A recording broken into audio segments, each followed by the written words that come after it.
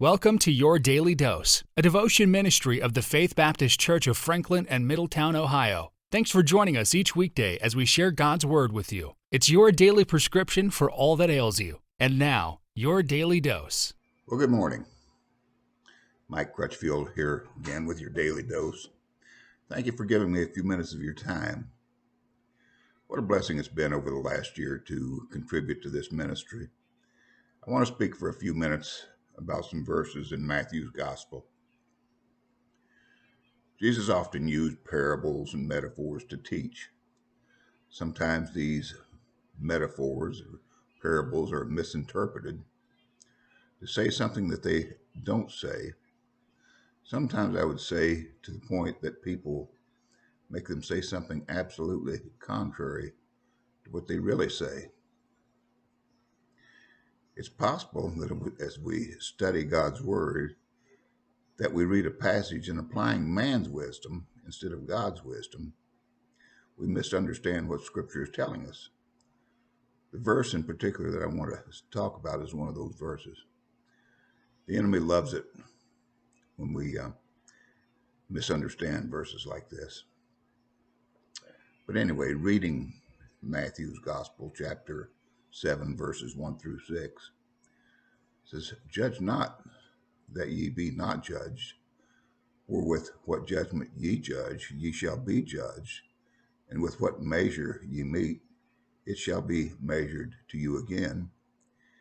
And why beholdest thou the mote that is in thy brother's eye, but considerest not the beam that is in thine own eye? Or how wilt thou say to thy brother, Let me pull the mote out of thine eye, and behold, a beam is in thine own eye?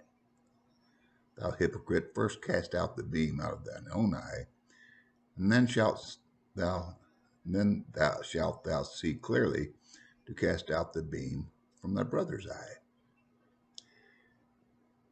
Verse number 6, "Give not that which is holy unto the dogs, neither cast ye your pearls before swine, lest they trample them under their feet, and turn again and rend you."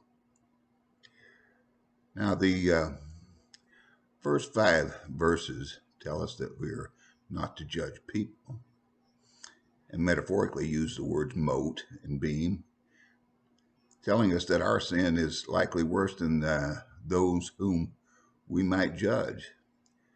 It would be hard to get those two metaphors out of context. Calling the sin that we have in our own lives, as well as the sin that others have in their lives, is not judging people. It's judging things. It's calling sin, sin. Sometimes when we might speak about a particular sin, we are accused of judging people. 1 Corinthians 2:15 says, "But he that is spiritual judgeth all things, yet he himself is judged of no man." The verse that I really want to talk about, though, is verse number 6. It says, "Give not that which is holy unto the dogs, neither cast ye your pearls before swine, lest they trample them under their feet, and turn again and rend you." After reading verses 1 through 5, verse number 6 has been completely taken out of context by some in such a manner that it would totally void what the first 5 verses said.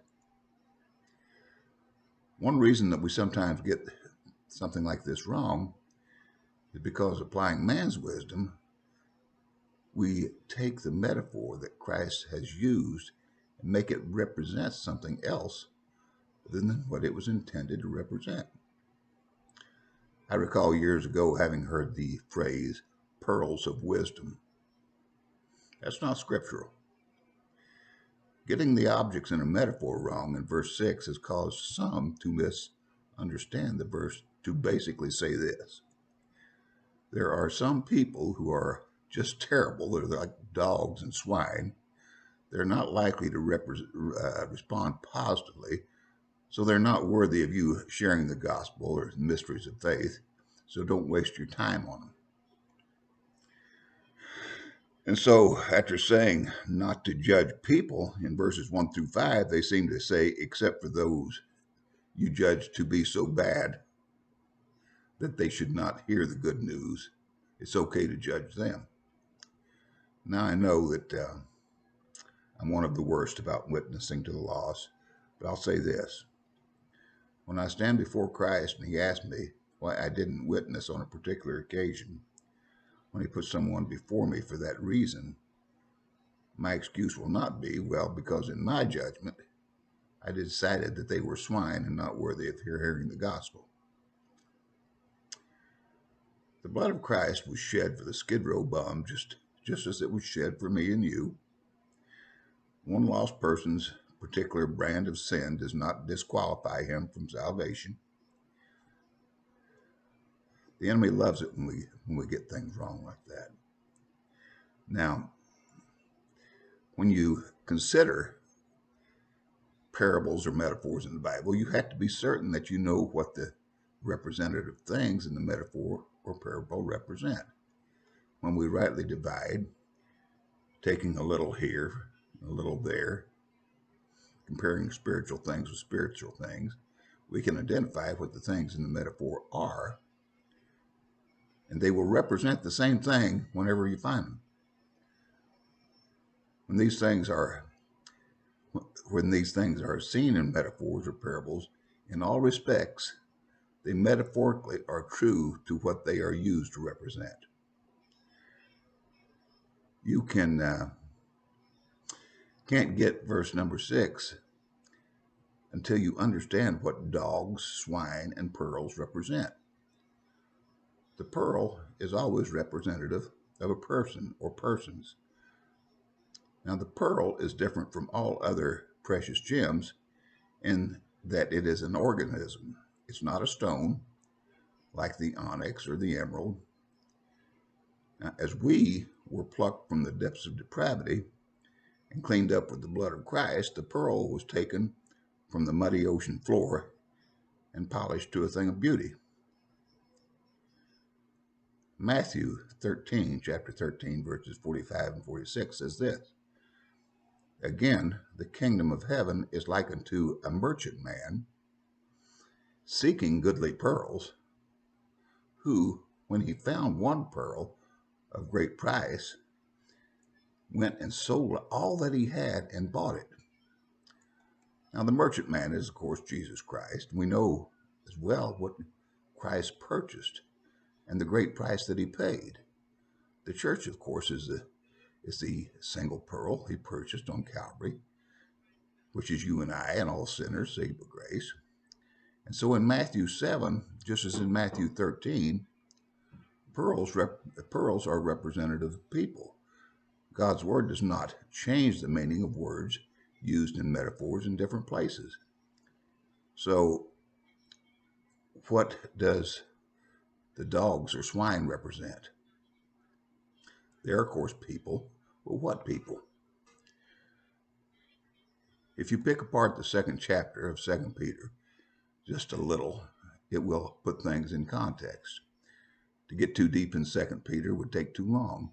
But beginning with verse 1, "But there were false prophets also among the people, even as there shall be false teachers among you, who privily shall bring in damnable heresies, even denying the Lord that bought them, and bring upon themselves swift destruction." So verse number 1 speaks of both false prophets as well as false teachers, and it says that there were and that there will be. So the verse is saying that as there were false prophets in times past that were a problem for Israel, there will be in the future false prophets and false teachers. Verse number 2 and 3 says this, "And many shall follow their pernicious ways, by reason of whom the way of truth shall be evil spoken of, and through covetousness shall they with vain words make merchandise of you, whose judgment now of long time lingereth not, and their damnation slumbereth not. So verse number 2 says that they will follow their pernicious ways of those false prophets and teachers who have perverted the truth. Verse 3 says, with feigned words make merchandise of you. Make merchandise indicates monetary profit. Now, as you go through second chapter of 2 Peter, the subject is false prophets and false teachers. And so going down, to verses 17 through 19, says this: these are wells without water, clouds that are carried with a tempest, to whom the mist of darkness is reserved for. For when they speak great swelling words of vanity, they allure through the lust of the flesh, through much wantonness, those that were clean escaped from them who live in error. While they promise them liberty, they themselves are the servants of corruption, for of whom a man is overcome, of the same is he brought in bondage. So these false prophets and teachers do not have the living water that Christ spoke of with a lady at the Jacob's well in John 4. They puff people up with swelling words, promising liberty, while they themselves are servants of corruption. Now, the last verse of the chapter says this: but it is happening to them according to the true proverb, the dog is turned to his own vomit again, and the sow that was washed to her wallowing in the mire. So the verse says the dog is returned to his own vomit. So the dog is male and represents the false prophet. And it says that the sow was washed into her wallowing in the mire. So the sow is female and represents the false teacher.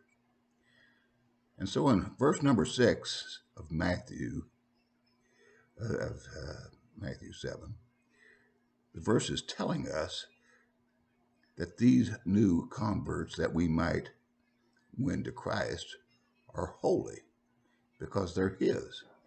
Therefore, they should not be given over to false teachers and prophets to be led astray. So these false prophets and teachers are the dogs and the swine. So hope that hope I got that right. Hope I didn't confuse anybody with it. And I realize that I'm probably in most cases preaching to the choir with that, but there are some that I know because of as I've studied it out, I know that some get that wrong. So I just wanted to share that. And so I'll close now with a word of prayer. Thank you, Lord, for this chance, this ministry, and my being permitted to contribute to it. Lord, I pray going forward that this ministry continues, and Lord, that it is a blessing to as many as possible. I pray it in Jesus' name. Amen. This has been your Daily Dose, a ministry of Faith Baptist Church. Subscribe to our YouTube channel today and click the bell next to the button to sign up for email notifications each time we live stream or release a new video. To learn more about faith, please visit our website, fitinatfaith.com, for more information about our church. Have a great day in the Lord.